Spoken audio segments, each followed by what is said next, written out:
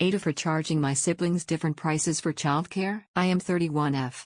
I have a sister who is 29, a Sil who is 27, and my brother is 32. I am a som to a 10-year-old boy and 2-month-old girl. All three of us, myself, sister, and Sil, had our daughters within the month span of each other. I keep my niece Sil's daughter during the day 3-4 days a week for 12 hours or so. Sil is a nurse. Her husband works 12s as well. I charge $50 a day to keep her, which usually spans out to about $150–200 a week. This has never been a problem, and they are very grateful that I keep her because it's cheaper than 12-hour childcare. And they know me and trust me. They know I am not going to let anything happen to my niece. I also keep my brother's two boys 8-6 in the evening. I charged babysitting the same way with his boys when they were littles, and I charged $20 to keep the boys in the evening. It's only about 2 hours from when the bus drops all the boys off at my house and when my brother's wife, my other Sil, I'm trying not to be confusing, I'm sorry, picks them up. They don't really need me as much and normally just do homework. I fix them a snack, and then go out to play with my son until their parents make it home. If I do keep them a full day for whatever reason, it's still $50 for each child. On the days I need childcare for DRS appointments or whatever, my Sil keeps my baby. If she cannot, my other Sil does, or my Mill. We also pay for babysitting however much they charge. Every now and then, maybe once every other week or so.